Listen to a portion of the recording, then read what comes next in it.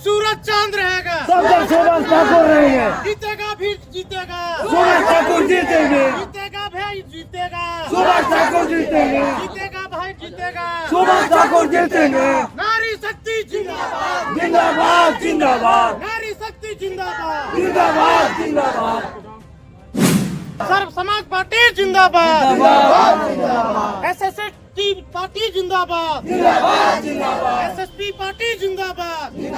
जिंदाबाद। नमस्कार, जोहार। मैं AR बुकारवी ग्रामीण टीवी में आप सबका हम स्वागत करते हैं। आज हमारे साथ सुभाष कुमार ठाकुर जी हैं, जो सर्व समाज पार्टी के प्रत्याशी हैं गिरिडीह लोकसभा क्षेत्र। सुभाष जी, क्या ज़रूरत पड़ गई उम्मीदवार बनने की? ज़रूरत पड़ गई ये उम्मीदवार बनने की जो बात आप कह रहे हैं, बहुत अच्छा क्वेश्चन आपने किए हैं। इसका दो पहलू है। एक तो जिसको मैं अधिकतर बोलता हूँ कि झारखंड राज्य देश का अमीर राज्य है, फिर भी झारखंड के लोग गरीब क्यों?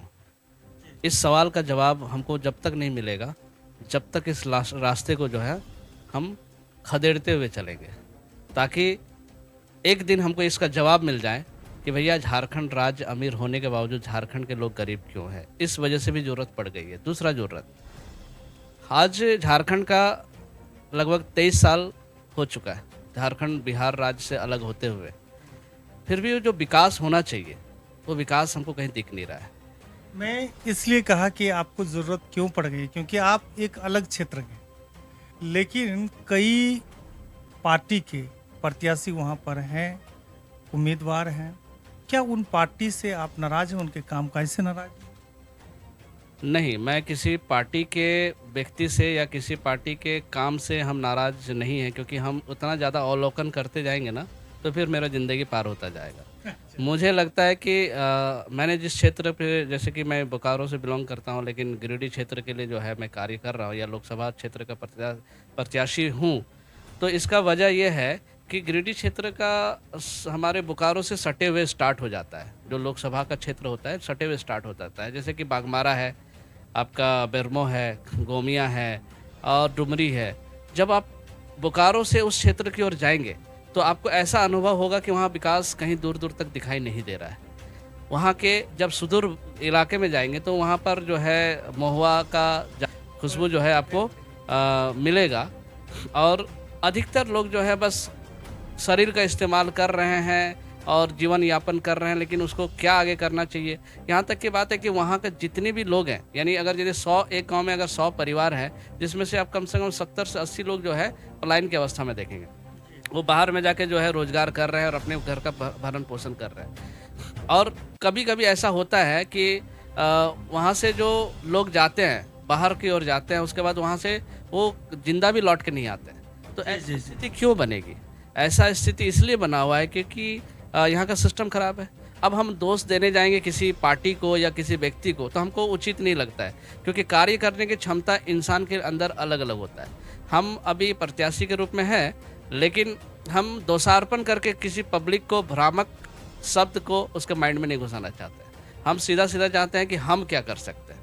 हम अपने कार्यशैली के आधार पर जो है कुछ करके दिखाना चाहते हैं और दिखाते रहेंगे, और उम्मीद है कि 1 साल से 1.5 साल के अंदर आपको झारखंड में वो बदलाव दिखाई देगी जो आज 23 साल में नहीं दिखाई दिया। आप जब नामांकन करने गए थे, आपके साथ में हम बहुत सारी महिलाओं को देखे। स्क्रीन पे हम आप लोग को वीडियो दिखा रहे हैं। किसी कारणवश टेक्निकल इशू होने के कारण हम जो है कि वो वीडियो अपने चैनल में नहीं चला पाए। तो ये जो महिलाएं आपके इर्द गिर्द इतनी खुश नज़र आ रही है, क्या कारण? ये बहुत ही ऐसा सवाल है जो हमको जवाब देना पड़ेगा, क्योंकि मेरा मानना है कि ये पूरा जो सृष्टि है, धरती है ना, इस धरती पे जो है नारी शक्ति का बहुत बड़ा योगदान है। अब एक पुरुष की अपेक्षा नारी में ज़्यादा बल भी होता है, बस वो भले उसको यूज नहीं करते, इस्तेमाल नहीं करते, लेकिन नारी ने जब जब अपनी शक्ति को पहचाना तब तक जो है वो अपने आप को एक अच्छे जगह पर पहुंचा सकी है। तो मुझे विश्वास है कि नारी एक ऐसा शक्ति रूपा देवी है जिनको अगर थोड़ा सा सपोर्ट किया जाए, उनको अगर शिक्षा दिया जाए, उनको अगर थोड़ा सा बल दिया जाए, तो हमको लगता है कि हमारे झारखंड में बदलाव जल्दी आ सकता है। उसके अपेक्षा मैं पुरुषों से, ऐसा मैं भी पुरुष हूँ, लेकिन पुरुष होने के नाते जो है मैंने किताबों में या बाकी चीज़ों में देखा है कि पुरुष प्रधान देश है। और जहाँ तक बात है नारी का, तो हर चीज़ में नारी का योगदान रहता है। एक परिवार को संभालने से लेके, एक समाज को निर्माण करने से लेके, एक राज्य के निर्माण से लेके, एक राष्ट्र के निर्माण में नारी का ही योगदान होता है। क्योंकि नारी एक जननी है। नारी जो है अपने कोख से अच्छे अच्छे बहादुर वीर बंदे को जन्म दिया है, जिन्होंने कुछ करके जो है नाम रोशन किया है। तो मुझे लगता है कि नारी जो है उनकी शक्ति को थोड़ा सा डेवलप किया जाए, तो आई थिंक दैट कि जो बदलाव लाने की जो मेरी कोशिश है, वो बदलाव बहुत जल्द आ जाएगी। और इसके लिए आपको दिखेगा भी 1 से 1.5 साल के अंदर झारखंड में वो बदलाव होंगे जिस बदलाव को आप सोच भी नहीं सकते, कल्पना भी नहीं कर सकते। पिछले कई वर्षों से हमने देखा है कि यहाँ के लोग जिस तरह बिक जाते हैं चंद पैसों से, मुर्गा दारू से, और इसका जो है कि भरपूर फायदा ये जो प्रत्याशी लोग होते हैं, बड़े बड़े पैसा वाले, आप क्या समझ रहे हैं कि झारखंड की जनता समझदार हो गई है? जो बाबा साहेब के संविधान ने सबसे बड़ा अधिकार दिया है मतदान का, उसको समझ पाएगा उसकी कीमत? देखिए, जो आपने सवाल किए हैं वो बहुत अच्छा सवाल किए हैं। पैसा आज के डेट में ऐसा मनुष्य के बीच में हो चुका है कि उसको चाहे 10 रुपया हो, 50 रुपया हो, 100 रुपया हो या 500 रुपया हो, उसको देखते ही उसका जो है मन बुद्धि खत्म हो जाता है। तो ये खत्म होता जाएगा, अगर यदि इस पर रोक ना लगाएंगे तो ख़त्म होता जाएगा। तो इसके लिए जैसे अपने बाबा साहब अम्बेडकर का जो है अपने नाम लिया है, उन्होंने जो शिक्षा लिखा है, उन्होंने जो लिख के जो है चले गए हैं, उस शिक्षा को रिपीट करके जो है पब्लिक के सामने लाने की ज़रूरत है।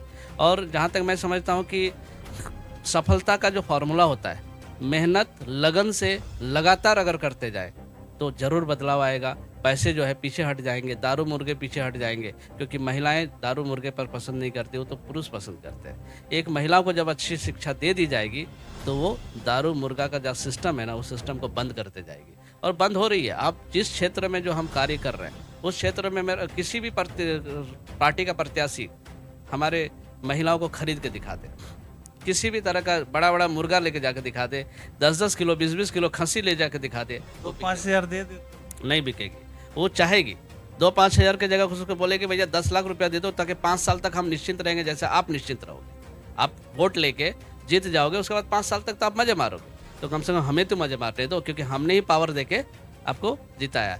तो ये जिस घर में शिक्षा को देते गए हैं, उस घर को खरीदना मुश्किल ही नहीं, नामुमकिन है। लोकसभा एक बड़ा क्षेत्र होता है, आपका प्रभाव कितने दूर तक है? मैं पहले बता दूं कि लोकसभा के बारे में बहुत सारे भ्रामक तथ्य जो है अनेक लोगों के पास है। पहले ये अगर कल्पना हो जाए कि युद्ध करना है, तो उसके लिए क्षेत्र देखने की ज़रूरत नहीं है। आप कहीं से शुरू कीजिए, अपने आप जो है बड़ा चीज़ छोटा दिखने का शुरुआत हो जाएगा, और आपको यकीनन दिखेगा इस लोकसभा में। आप जो बड़ा क्षेत्र कह रहे हैं, जैसे कि रियली 6 विधानसभा है, लेकिन 6 विधानसभा जब हम इसको देखें सोचें तो उस समय लगा कि बड़ा है, लेकिन आज हमको बड़ा नहीं दिखाई दे रहा है। क्यों नहीं दिखाई दे रहा है?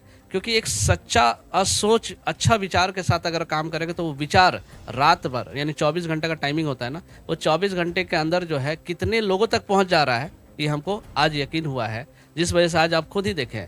और वो भी बहुत सारे मतलब मेरा इच्छा नहीं थी, मेरा खुद के इच्छा नहीं थी कि हम महिलाओं को इस धूप में तकलीफ दें। अगर यदि मेरी इच्छा होती तो आज आपको कम से कम 10 से 15 हज़ार महिलाओं का भीड़ दिखता। अब मेरी इच्छा न होने के कारण मैंने किसी पर बोला नहीं, दबाव नहीं डाला। सुबह सुबह मेरे पास कई फ़ोन आए कि सर थोड़ा सा समस्या ऐसा आ रहा है, लेकिन हम बोलेंगे, आप बोलेंगे तो हम आ ही जाएंगे। तो कहीं ना कहीं हम महिलाओं का सम्मान करते हैं। महिला अगर अपनी समस्या बताती है, हम उसको खुद ही रोक देते हैं। आज मैंने कॉल के माध्यम से कम 500 से 600 महिलाओं को रोका है कि मत आओ भाई, धूप है, बहुत बड़ा चीज़ नहीं है। हमको यहाँ पर जो है अभी नॉमिनेशन करने जा रहे, इलेक्शन जीतने नहीं गए, और दिखाना और दिखाने का चीज़ उसको ज़रूरत पड़ती है जो हवाई में रहता है। हम तो धरातल पे काम कर रहे हैं। हम तो धरातल पर काम कर रहे हैं। सर्व समाज पार्टी के प्रत्याशी हमारे बीच में है सुभाष कुमार ठाकुर जी, गौर से देख लीजिए। अच्छा, एक बात और पूछना हम चाह रहे हैं कि आप भी माटी का बेटा हैं, झारखंड में जो लोग रह रहे हैं उनके दर्द को आप अच्छी तरह समझ रहे हैं, क्योंकि आपकी बात में वो चीज़ हमको दिखाई दे रही है। लेकिन एक यहाँ खास करके गिरिडीह लोकसभा क्षेत्र की एक दमदार कैंडिडेट जयराम महतो को तो आप जानिए। दमदार का और दिग्गज का, आपने एक बार मुझे दिग्गज का भी बात बोले, अगर इसको माइंड में सोच बैठा देंगे तो रियली वो दमदार दिखेंगे, रियली दिग्गज दिखेंगे। वो दिग्गज और दमदार हैं। अभी अभी रियल और दमदार नहीं कहा है, लेकिन मैंने कहा कि मजबूत। हाँ, मजबूत का जहाँ तक बात है, मजबूत है, लेकिन जो अभी घटना घटी है उस समय जयराम महतो को उस जगह से निकलना नहीं चाहिए था। अगर वो निकल गए तो फिर बहुतों का आस को तोड़ गए। अब रही बात क्या कि जो भी समस्या तो ज़िंदगी में आती रहेगी, सबके पास आएगा, इसका मतलब कि थोड़ी ना कि भागना है। तो मजबूत और दमदार की बात जहाँ तक देखेंगे ना, जो टीका रहता है उसी को आप मजबूत और दमदार कह सकते हैं। रही बात और भी है वहाँ पर, जैसे बहुत ऐसे प्रत्याशी हैं जिसका हम नाम भी नहीं लेना चाहते, क्योंकि हमको उसके कार्यकलाप पे हमको कोई मतलब नहीं है। हमको मतलब है क्या, हम क्या कर पा रहे हैं। उनको मतलब हो सकती है, वो मेरी आलोचना कर सकते हैं, लेकिन हम किसी को आलोचना तब तक नहीं करेंगे जब तक कि उसका अंतिम समय नहीं आ जाएगा कि भाई अब इसमें हमको जवाब देना चाहिए। छोटे छोटे बातों के लेके हम अपना मुंह नहीं खोलेंगे, क्योंकि अगर हम अपना समय व्यतीत करेंगे। जो चीज़ उनके साथ हुआ, जैसे उनका आरोप है कि 2 साल पहले विधानसभा घर घेराव को लेकर मुकदमा दर्ज किया गया था, तो 2 साल पहले उनके नाम पे वारंट था, तो पुलिस 2 साल तक क्यों नहीं हमें इन्फॉर्मेशन की, हमें तलब की। अच्छा, हम जब पर्चा भरे तभी जाके पुलिस को याद।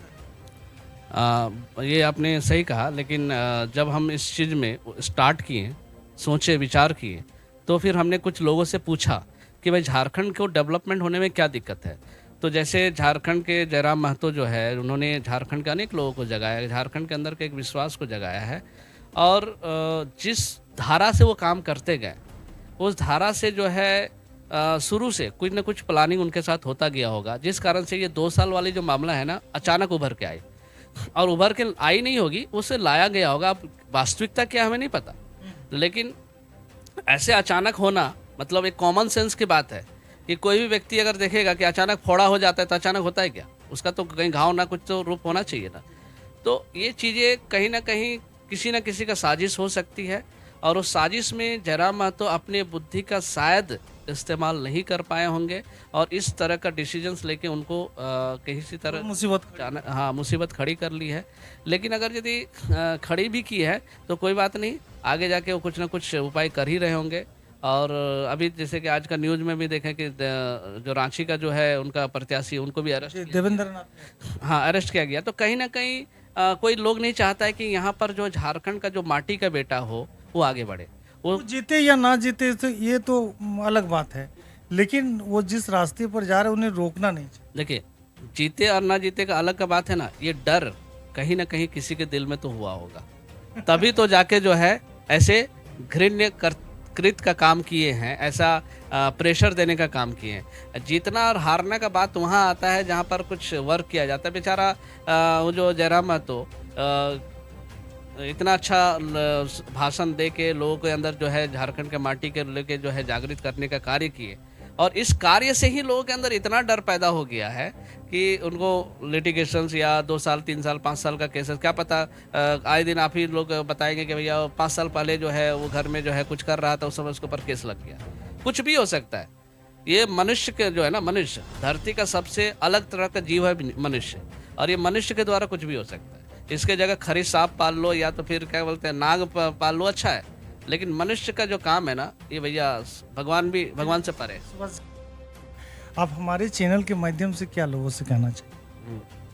मैं आपके चैनल से माध्यम से ये कहना चाहूँगा कि कभी भी पत्रकार जो होते हैं वो भारत के चौथे स्तंभ होते हैं।